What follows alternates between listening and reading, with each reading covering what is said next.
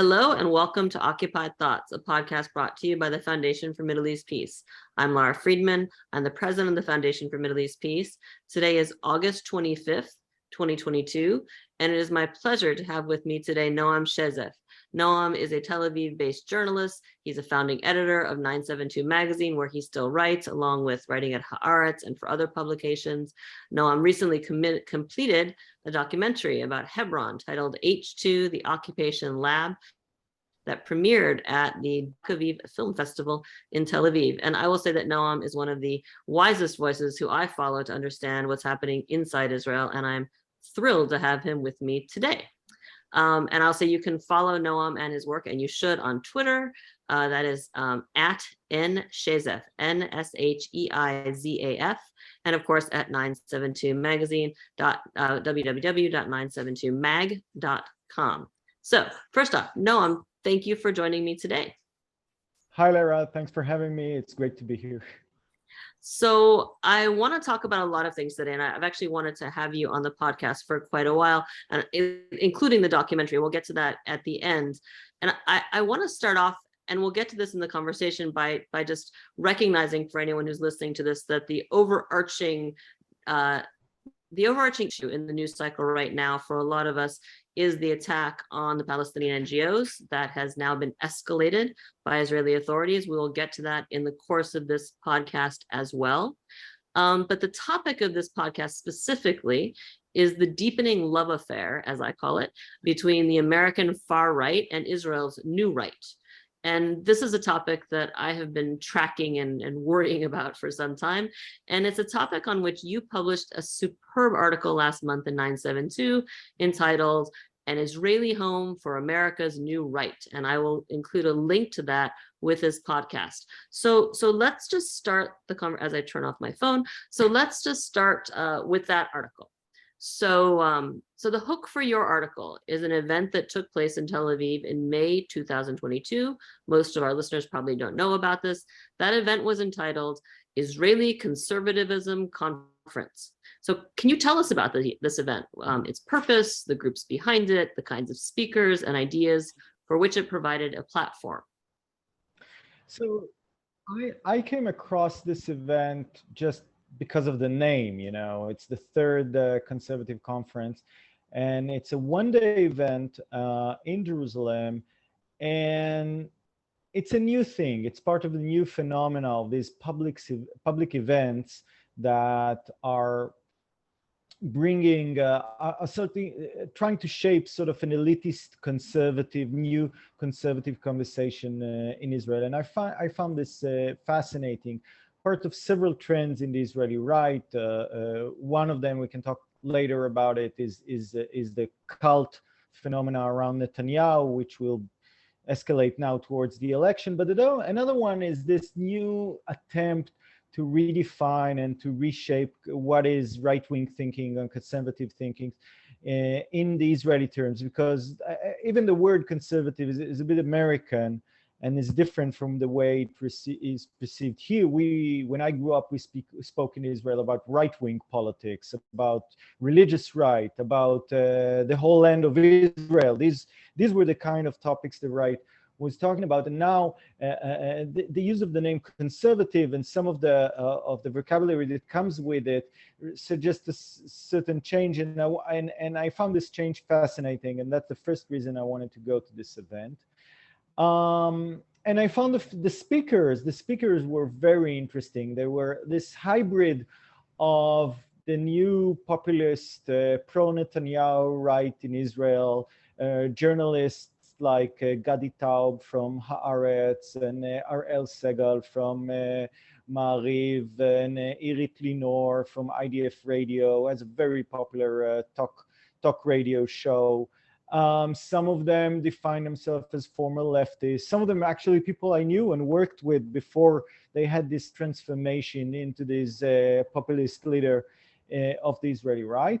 And together with them, there were American speakers, Ambassador Friedman, former Ambassador Friedman, Trump's ambassador to Israel, actually started an NGO which co-sponsored the conference. and there were several speakers that were like in between the American and the Israeli conversation, and some of them were more linked to like Trumpian libertarian thinking, Trumpian nationalist thinking, and so the combination of those forces acting within the Israeli right was also something that I wanted to see.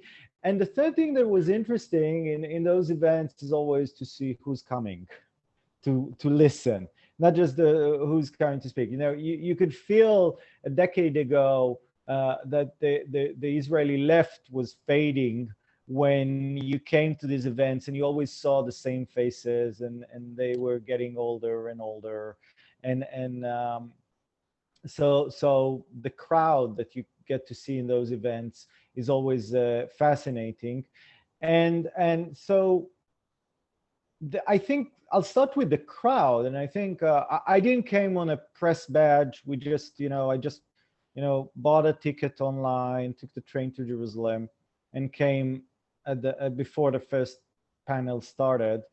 So and the people I saw coming were a lot of like those young Israeli men coming from universities, coming from private colleges, and also a lot of American speaking. You can hear a lot of English in the auditorium. So it was mainly a young crowd, somewhat political, and half American, half Israeli. Some of them were working on government agencies. It was not, I would say, the kind of pro-Netanyahu rally crowd that you would see. There was definitely something elitist to the event.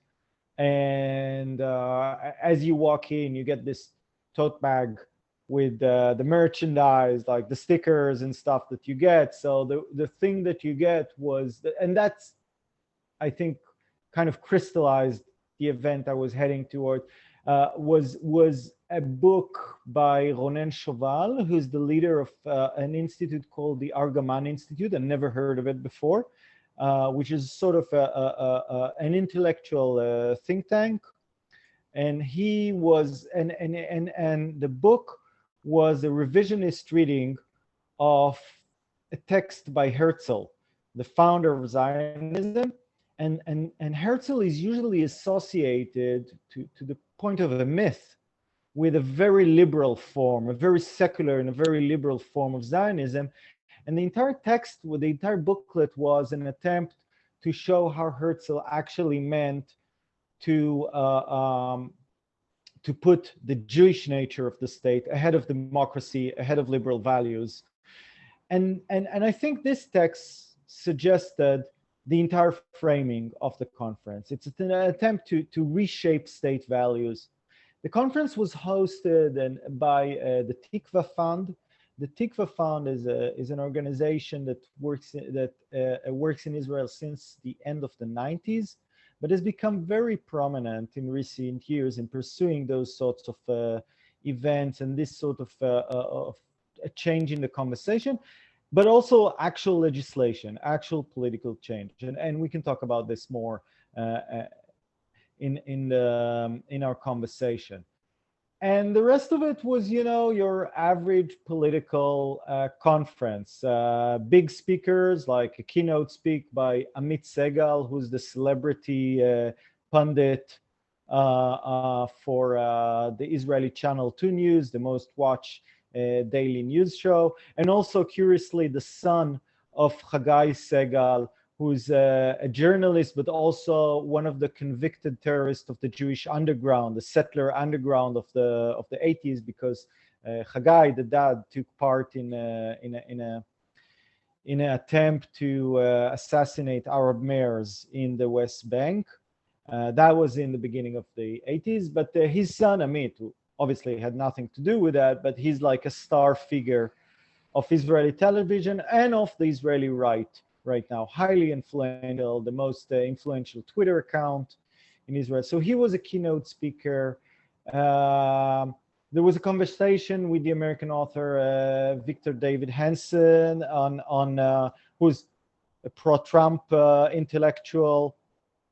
And curiously, there was Israel's first NBA star, Omri Caspi, who's now becoming vocal in his support for the right and for free market ideas.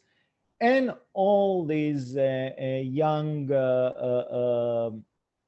or not as young journalists and TV stars who are associated with the right now. Some of them as keynote speakers, some of it in breakout sessions.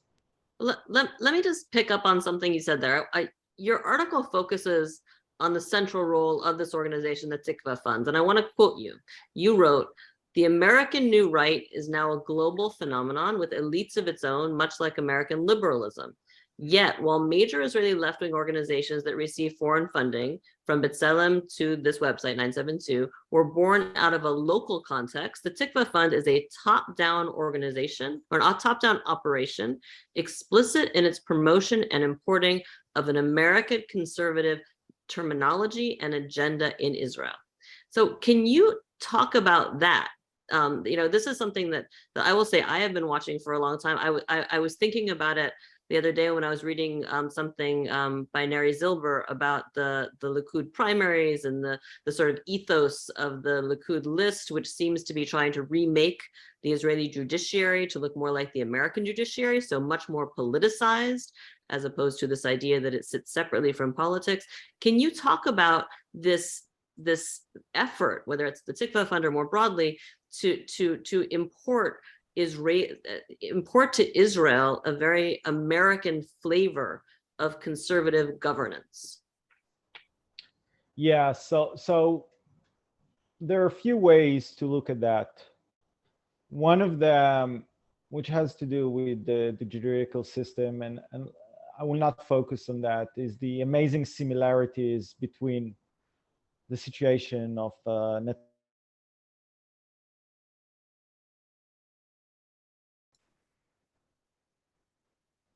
All right, let me start again on this.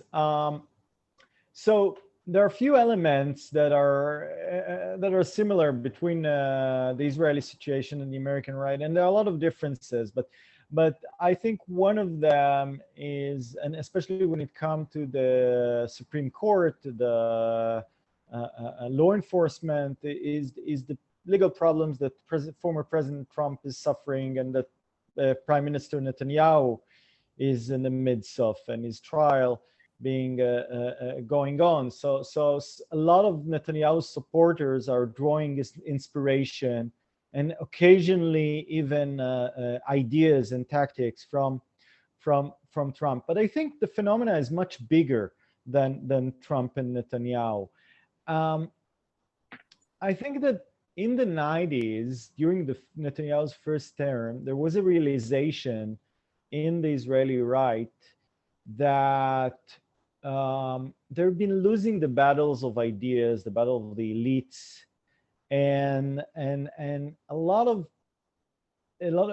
attempts started back then to generate new conservative thinking and new right-wing elites. And some institutes were funded back then, like the Shalem Institute, which translated conservative thinking from even classics, which you study in the universities, like Edmund Burke or Friedrich Hayek, getting those books translated, getting Ayn Rand translated and discussed in Israel. A lot of it was on economics back then, because the political conversation was still shaped by, or the national security conversation was still shaped by the distinction between the two-state left and the pro-settlement right.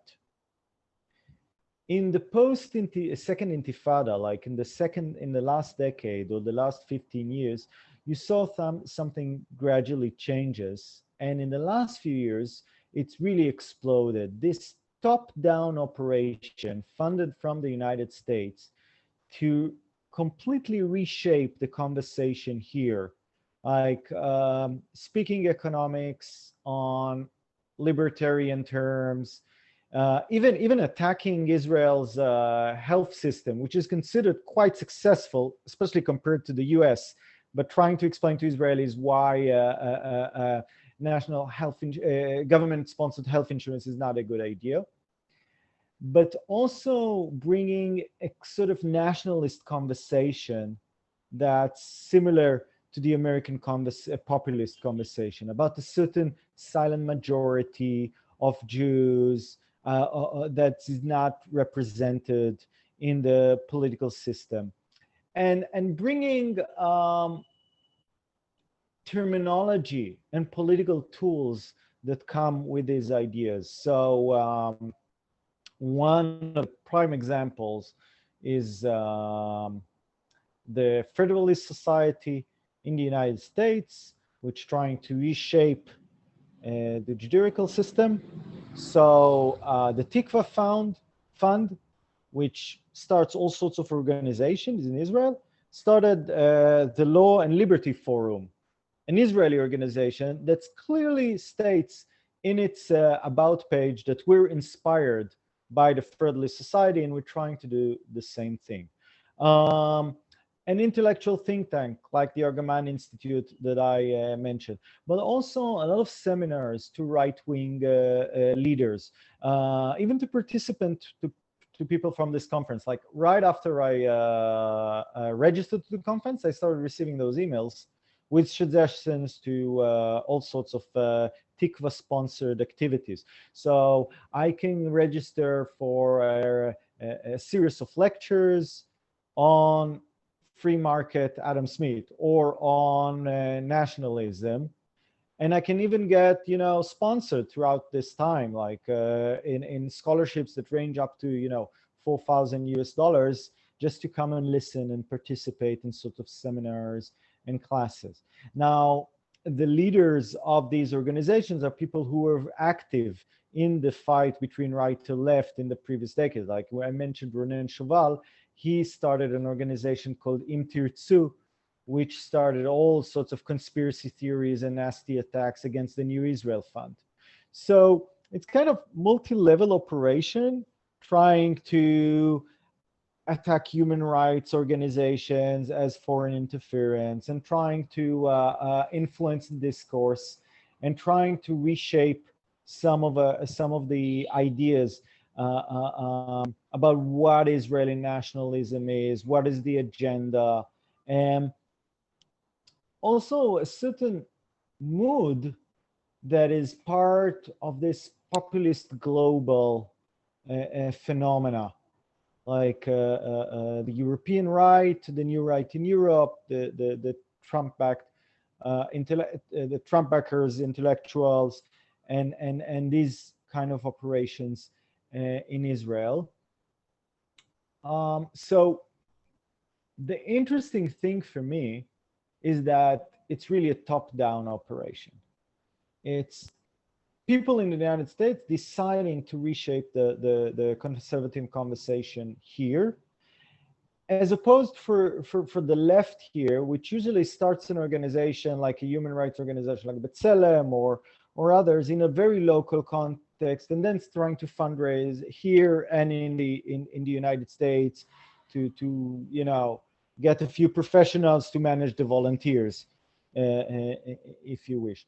But there it's kind of different. It's as if someone has decided that something was wrong in the right-wing conversation as it was here, and it needs sort of to adjust to sort of global language of the right. I'll give a very concrete example. Like when I grew up, the right used to talk about Israel holding on to the West Bank through religious terms and through security terms. Like saying, if we withdrew from the West Bank and there was a two-state solution, then Tel Aviv would be at risk of missiles. And you go to these conferences and right-wing events, you all had all these leaflets that talked about the danger of missiles on Tel Aviv. Or you heard about religious reasons to stay there, because the Bible gave us this land, that's the real homeland of the Jewish people. Not Tel Aviv, but Nablus or Jerusalem or that. I saw none of that in the conference. What you heard more was about the rights of a Jewish majority, completely disregarding, the native rights of the indigenous people, the Palestinians. Like, it's as if it doesn't exist. It was something about like the rights of Jews to have their democracy, be free of foreign intervention, and to do what they want with this land. So we can go on to maybe the most successful legal attempt, which is the nation state law, which was also a conversation that started in the United States. Yeah, That manifests that. Yeah.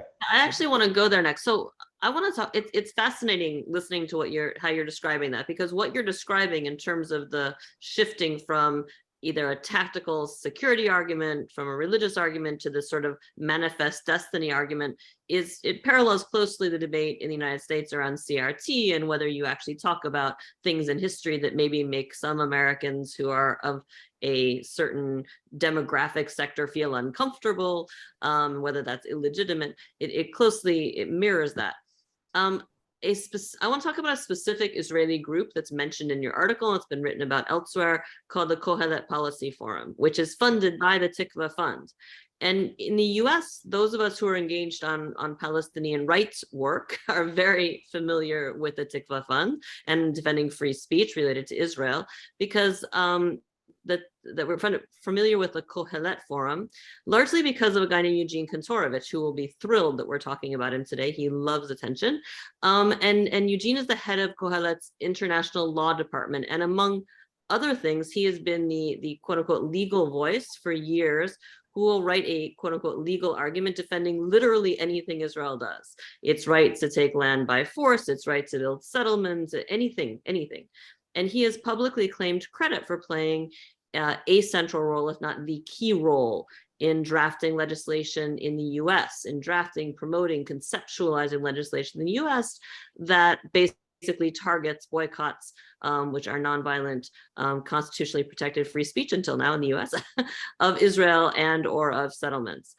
A few years ago, there was an article in Haaretz on Kohelet, I'll put a link along with this podcast, entitled "The Right-Wing Think Tank That Quietly Runs the Knesset." And last year, there was another article in Haaretz entitled "The US Billionaires Secretly Funding the Right-Wing Effort to Reshape Israel."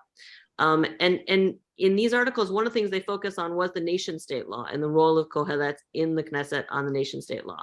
So that last article, I will quote, says, "The two billionaires are strictly low profile, even though they are among the biggest donors to the Republican Party, notably its Trumpian wing. They are also among the major donors to conservative and libertarian organizations in their home country that resemble Kohelet politically."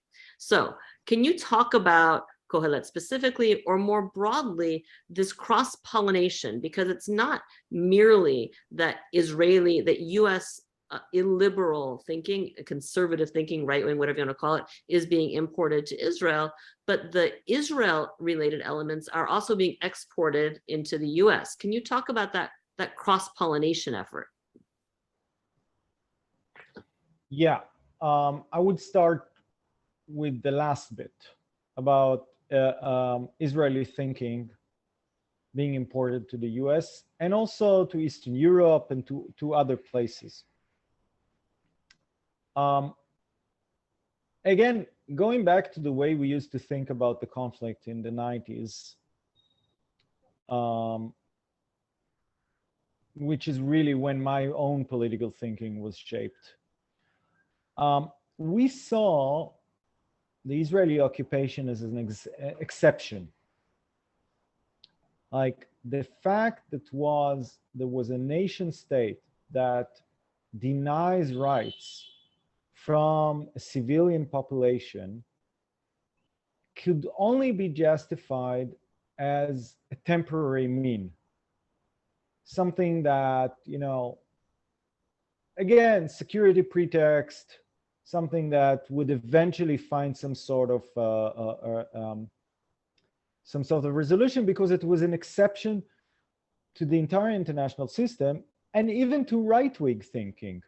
Because right-wing thinking in Europe and the United States was very constitutional in the sense that civilians deserved full rights, And within that context, they promote capitalism or nationalism or whatever. But once you're an indigenous native population, you're part of the game.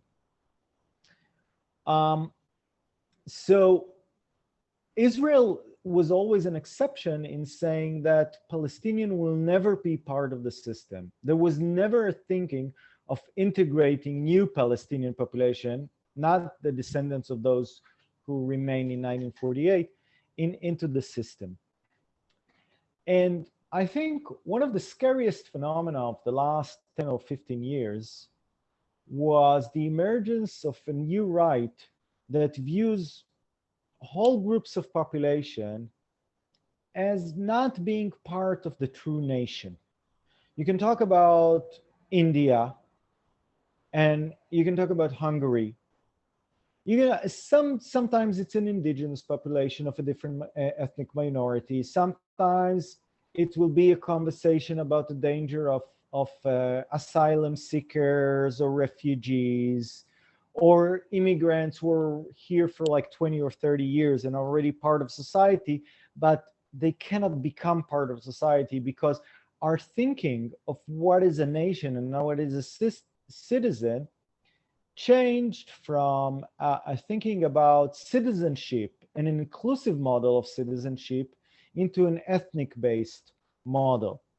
In Israel, it was always the ethnic-based because this country was born as a Jewish state.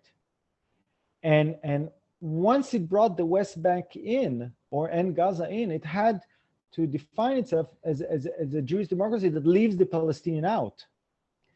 And now I think that this form of ethnic nationalism, it's what interests the most to populists in the United States. And in the conference, I think, don't get me on the details, but I heard one of the speakers, or two of the speakers, the American speakers, maybe even Elliot Abrams, talk about Americans need to know what true nationalism is from Israelis.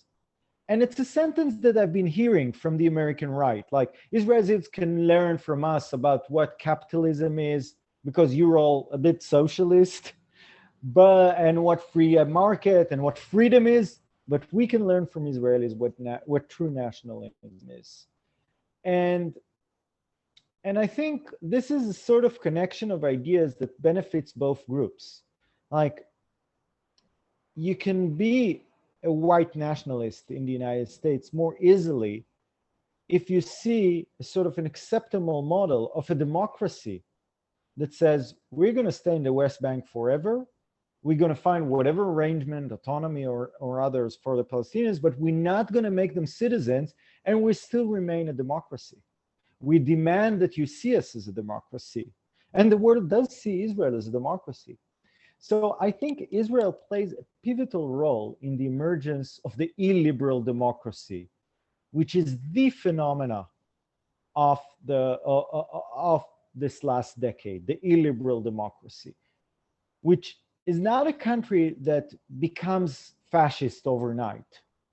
It's a country that maintains certain democratic procedures and receives the benefits of democracy, maintain a free economic system, is regarded as a democracy, but is becoming less and less liberal and pushing whole groups of population.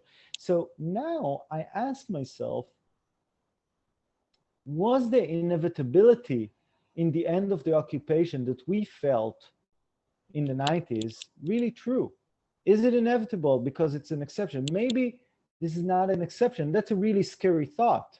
You know, maybe we're heading towards a world of illiberal democracies in which Israel is just but one system, and maybe the United States will become less and less liberal and will keep whole groups of useless populations as non-citizen, second-class citizen. Maybe Eastern Europe will look this way, maybe India, some other countries. So that's, I think, is where Israel serves as a very bad example.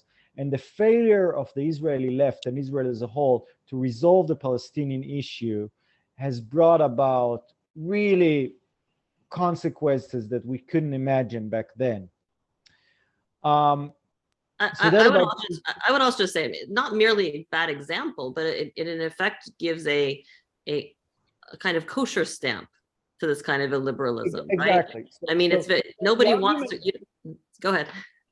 Yeah, the arguments is let's continue to regard Israel as a model democracy because it serves us in many ways, but it also serves us internally, us in the United States or us in Eastern Europe, in saying whatever Israel does is still part of the democratic game. So, I'm segueing a bit, but there's this controversy in Tel Aviv. I live in Tel Aviv, and all my kids go to an elementary school here in my neighborhood. And the Tel Aviv municipality is now in a battle towards the opening of the school year next week with the Ministry of Education, because the municipality distributed to all the classrooms in school in Tel Aviv maps which show the green line, maps of Israel which still show the green line. And the Ministry of Education demands that all maps in Israel will not show the green line. And just as a reminder, when Palestinians use maps that don't show the green line, they are accused of genocidal anti-Semitic intent by wiping Jews off the map. Just to be very clear, and that's exactly where I'm getting at, because Israel is really pushing hard back against the apartheid analogy and saying, no, we're not apartheid. There is a sort of a temporary situation or a unique situation taking place in a contested territory, the West Bank, and a still even more unique situation taking place in Gaza. But at the same time, Israel claims all powers of a sovereign in the entire territory, because the currency in the West Bank is the shekel. The decision who to admit into the West Bank is Israel's. You cannot go into the Ramallah without a permit for Israel. We even control the electromagnetic frequency, and obviously we control what they call in political science the use of legitimate violence. You can only use violence, like the Palestinian Authority is working to protect Israelis. It's not working to protect Palestinians. So, and now we're raising the green line. So we're not even saying that's a unique territory. We're saying it's a united territory, but we're not an apartheid. We're still a democracy, even though in our territory there are 3 million people without rights for 55, and even though we don't treat it as a different territory. So this is really mind-boggling. And the ability to hold this argument together is only, you can only maintain it if you start looking at democracy differently. And that's the new Israeli democracy, the idea, the model. And that's a very dangerous idea, I think. Yeah. And there's also, well, I think we can follow up from there and maybe later relate to the ways American thinking is influencing the Israeli conversation. So I actually want to pick up on something you said a little while ago, that in your article, you do note that the Israeli Conservative Conference says it's modeled on CPAC, right? This is the American Conservative Political Action Conference. And your article was written in May, and not coincidentally in July of this year, CPAC held its own conference in Israel. And it's funny when you said about, what you can learn from Israel, what we can learn from America, that was actually one of the lines attributed to Ben Shapiro, who was the big star of that conference. Right. He said that too. Yeah, what Israel can learn from America, what America can learn from Israel. Socialism versus nationalism. Yeah, you can learn about free market from us, and we can learn about nationalism from you. Exactly. So but what is it that Ben Shapiro wants to learn? I think this is what he wants to learn. He wants to learn about a sort of national identity that still is seen as a democracy, even a better democracy, because the Jewish majority is finally heard, or the silent majority in the United States is finally getting, his own voice. So it's actually a better democracy. The right claims to be more democratic than the left these days. And it's modeled on the Israeli example. But I cut you off. Yeah, continue. No, that's exactly what I was thinking. I actually wanted to connect what you're saying about the shift in how Israelis think of democracy and how they defend their democracy and the shift in the policies.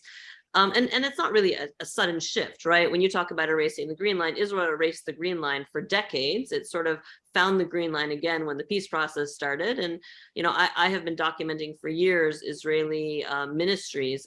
The website of virtually every Israeli ministry does not include the green line on their maps, including the Ministry of Foreign Affairs. I write about this once a year when someone attacks the Palestinians for some map. I'm like, well, here's the MFA, which doesn't include the green line on any maps. But again, we talked at the beginning, I mentioned the escalating attacks on civil society and on particularly the Palestinian NGO sector, which, by the way, does have second and third order consequences likely for the Israeli NGO sector. Can you talk about that? Can you talk about, how it is that a country that, in memory celebrated groups like B'Tselem and even breaking the silence as evidence of the health of Israeli democracy, and now not essentially going to war against the most prominent Arab human rights group in the region, Al-Haq, and for years now escalating the delegitimization of its own human rights and civil society sector. So I think both come from like two pillars of the ideas we discussed, like what is a nation state, what is a national democracy right now. So if you think about, let's look at the Palestinians first, because as you mentioned, the attack on the civil society there is really, really unprecedented. Maybe since the Second Intifada, where Israel completely destroyed the Palestinian Authority and reestablished it as what I would say more of a proxy to the occupation than the state in the waiting, at least compared to what it was before. And I don't want to deprive Palestinians from agency, but that's how it seems from where I sit. So I think that if you understand that Palestinians are outside the civilian system, though they live in the same territory as the settlers, who are now seen as parts of Israel, and this creeping annexation has crept a long way by now. There are civilian universities in the West Bank. I'm a documentarist now, so there's a documentary fund operating in the West Bank only for Israeli citizens. There was a documentary festival in the West Bank taking place a few weeks ago, where the most powerful producer in Israeli cinema said, once we're going to bring the Israeli Oscars, it's called the Ophir Prize, to the West Bank. Obviously not for Palestinians. So Palestinian society, civilian society, is really outside the system. It's outside the Israeli democracy. It's outside the Israeli culture. It does not have a foothold anywhere in terms of being recognized as a proper civilian society. So it's very easy to see any political organization as subversive. Any human rights organization, because it had people who are operating within a different political context, is part of a terror organization, and all sorts of guilt by association, like long chains of guilt by association, that ends up that any organization that's formed there can be seen as a terror group, as a subsidiary of a terror group, which is what the Israeli authorities are now saying on those organizations. So, and I think when we keep the entire Palestinian society outside the system, whatever you imagine as basic constitutional civilian rights is unimaginable in the Israeli conversation. So the Israeli media does not even have a conversation right now on sort of that sees these organizations as civil society organizations, because we're so used to not understanding that there is a civil society in the Palestinian society. We see the entire Palestinian as something that's outside civil society. It's only seen through a security and law and order context. So that's the Palestinian element. And I think the second element, and it goes back to the idea of what is a democratic, this democratic nationalism. the Israeli organizations are delegitimized for receiving foreign funds, which is ironic because the entire Tikva operation and all that is foreign funded. But a right-wing person will tell you, yeah, but foreign funding critical of the state and foreign funding patriotic is a whole different story. And the right is in line with the Jewish majority. So the foreign funding that the right receives is in line with democracy because it serves the Jewish majority, while the foreign funding that the left, the human rights organization receive is foreign intervention. And foreign intervention goes the idea of the Jewish majority executing its own rights, determining its own future. So I think these are like two sides of the same nationalist idea. And I think this idea, and not a certain lobby or not, religion or Judeo-Christian culture and all those code names, those nice ideas with this idea of nationalism, I think that's what fascinates the new American right. Because 15 years ago, Ben Shapiro would have nothing to say in the Israeli context, I think. 15 years ago, because if you drill down the American right and start asking yourself the question about constitutional rights, and you apply it to the Israeli system, when there's no constitution and the indigenous population is deprived of rights, the whole thing falls apart. But if you start interpreting American Constitution in national terms of a certain majority that it belongs to, then it starts to make sense. Yeah, I appreciate that. I want to follow up on a couple of things you said. I actually want to link this back to your documentary, which is on Hebron and the role of Hebron in shaping Israeli policies. But linking to what you're talking about. So earlier this month, CPAC followed up its events in Israel with its annual US conference, which was in Dallas. And interestingly, delivering the opening prayer at that event and appearing as a featured speaker on one of the panels was an Israeli American who was a spokesman for the settlers in Hebron named Yishai Fleischer, who will also be thrilled to be getting attention in this podcast. And during that conference, Yishai posted on Twitter a photo of himself with Hungary's Viktor Orban. And I'll read you the tweet. Great, all capitals, great meeting with modern hero of nationalism, leader in the defense of Europe against jihadist immigration and an ally of Israel, Hungary PM Viktor Orban. And then there was blowback on Twitter for cozying up to Orban. And Yishai responded to that blowback a few times, but one of the tweets, and I'll read it, was, I am not looking at Hungary as a Hungarian Jew or a diaspora Jew. I'm looking at it as an Israeli Jew, a fellow sovereign. And from this nationalist perspective, nation states must unite against the globalist agenda, which seeks to force open borders and erase national identities, which really feels like Yishai is encapsulating a lot of things you've said and like, this is what I'm thinking. But they're very explicit about it, yeah. It is. Can you talk about this? We have here a Hebron leader at CPAC in the United States making common cause with Viktor Orban over their shared quote unquote nationalist perspective, right? Which is, by the way, terminology, globalist agenda that really has, it sort of reeks of classic anti-Semitic trope, among other things.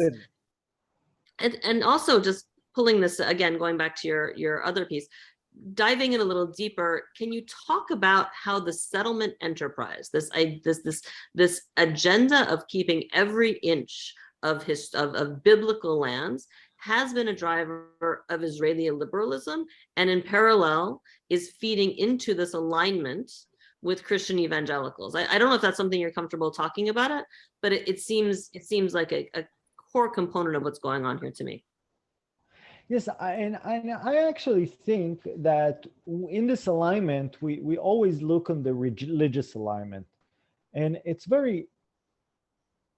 I think sometimes it's too easy for us, being, I don't know, about you're religious, but I'm completely secular. And too easy for us, liberals, sometimes secular liberals, to explain everything in religious fundamentalism. And yeah, those fundamentalist Christians are in line with the fundamentalist Jews, and it all makes sense for them. But I think the key here is the conversation about who gets rights in the land. I think that's where the similarities are important. And I don't want to talk too much about the American evangelical community, because first, I'm not an expert, and second, I think the settlement project is so far ahead of any other development that we can see in the United States on that aspect. So maybe better focus on that. So in Hebron, which where Ishai comes from, there are 800 Jews living in the midst of 250,000 Palestinians, 350,000 if you want to speak about the larger Hebron area. And there's another settlement of Kiryat Arba with another like 4,000 Jews at the edge of Hebron. And these are all like indigenous populations. Some of them are refugees from F-48, but nobody argues that they're either were born in this land, the descendants of people who were born in this land. And the ability to talk about nationalism and to say, I don't care about Jewish tradition. I don't care about those kind of reasons. But we are the ones who have national rights in this land. And again, usually sitting among 800 people in the midst of 300,000, like you walk in the street, and that's something we really try and show in this film. And you've been there in the Shuhada Street, and many visitors are like, even those who read about the conflict are really taken aback by the ability of 800 people to reshape the space there and to change the reality, but to actually be the ones with full rights. And you see it in your own eyes. The rights of movement is reserved to the settlers in certain alleys and streets. The rights to bear arms there. Sometimes there's a curfew, but the curfew does not apply to the settlers there. And of course, the most prominent example is the fact that the settlers get to vote for the government of the land. The government is the state of Israel. And the phenomena of the coming elections is Itamar Ben-Gvir, the Kahanist member, who's now heading an extreme right-wing party in Israel called Otzma Yehudit. And he's polling like 9 or 10 seats, which is unheard of for Kahanist movements in Israel. And he's a resident of Hebron. He's a resident of this tiny community of 800 people, which in the previous Knesset had 2 Knesset members coming from there. So I think there's a sort of avant-garde there in the thinking about using a national pretext to maintain rights, to maintain the territories, and to deprive others from rights, and disregarding the old religious pretext. It's interesting. When I researched this piece that I did about the Conservative Conference, and I mentioned it in the piece, I came across this article in a religious paper that criticizes Kohelet Tikva Fund and the American-style conversation. And it's a very right-wing piece, but it says we've been undergoing this change in the right without even noticing, because this new Kohelet and Tikva forums are so effective. We stopped talking about Jewish religion. We stopped talking about our biblical rules and orders that we got in maintaining, in keeping the land. So some sharp observers in the right, mostly from the religious side, are saying something is going on here, like there's a transformation of the conversation. And I can't even begin to explain how revolutionary it is what you saw, what you mentioned in Twitter, like for a settler to sit with a European populist and say, I forget about Jewish history. I don't mind if he's like, if he's causing some minor anti-Semitism in his land. I don't mind the history of the movement he's connected to, but he represents some nationalist idea that I belong to. And I think some of it happens around Trump as well. You know, it's a bigger phenomena. It has all sorts of links between Israeli government and Trumpian administration, especially the Netanyahu governments. But part of it is that. Part of it is that. Thanks. And just to end this conversation, I think we could go on a lot longer because I have many more questions to ask. I want to give you a chance to talk about the documentary briefly. What is it? How was it made? What do you hope to achieve? And when and how can people expect to see it? I have seen it, I should say, and it's wonderful. So in just a few words, you know, I'm part of a generation that never erased the Green Line. You know, I grew up, I was a child when I was a kid, a teenager, when the first Intifada started. I served in the IDF in the West Bank during the 90s when we thought peace was coming. And it all collapsed in the second Intifada. We lived this reality here. So even on the left, when people spoke about this is just a one-state issue now, I kind of move uncomfortably in the chair because I think a military regime that's been going on for 55 years in the West Bank and still does in Gaza as well, despite what people say in Gaza and in the West Bank, that controlling people outside the civilian system, but through a military.